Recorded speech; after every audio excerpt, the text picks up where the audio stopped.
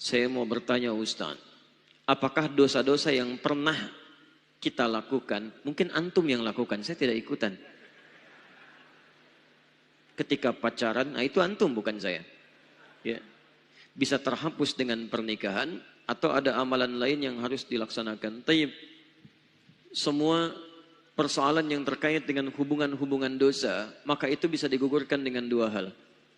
Pertama, kalau dosanya ringan, maka bisa diselesaikan dengan istighfar. Astagfirullah, astagfirullah.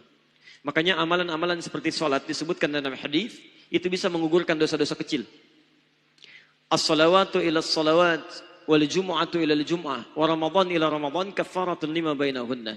Salat satu ke salat yang lainnya, Jumat ke Jumat dan Ramadan ke Ramadan itu bisa menggugurkan dosa-dosa di antara keduanya.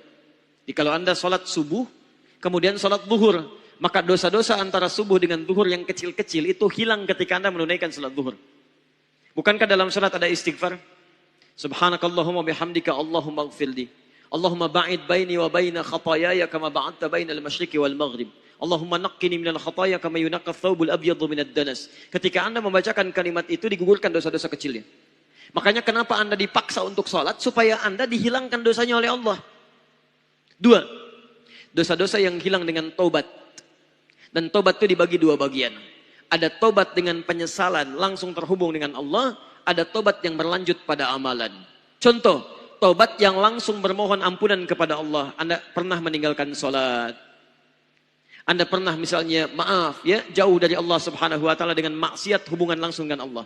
Maka ketika Anda bertobat, Quran surah keempat ayat ke-17 sampai dengan 18. Mohonkan kepada Allah, tinggalkan kemudian maksiat itu, sesali dosa itu maka ampunan Allah diberikan kepada Anda. Tapi yang kedua, ada yang terkait dengan amalan. Misal menyakiti orang tua. Utang yang belum dibayarkan sehingga jadi permusuhan.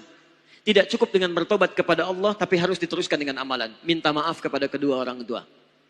Lunasi utang-utang yang pernah terjadi. Maka seketika tobat Anda diterima oleh Allah Subhanahu wa taala. Sekarang terkait dengan pacaran. Ini terhubung dua sekaligus. Satu, ketika Anda kemudian menikah, maka dosa-dosa yang pernah Anda kerjakan selama pacaran, pertama, gugur lewat pernikahan yang dimaksudkan. Jadi begitu menikah, semua yang kemudian pernah terkait dengan diri Anda digugurkan oleh Allah Subhanahu wa taala, tidak sekedar dengan pernikahannya tapi dengan kalimat-kalimat tobat yang mengalir dari lisan keduanya.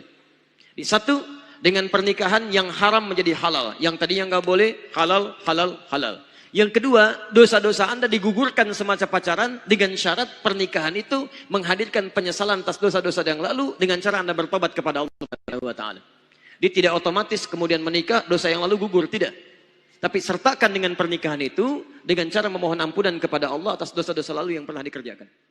Allah Ta'ala alam bisawab.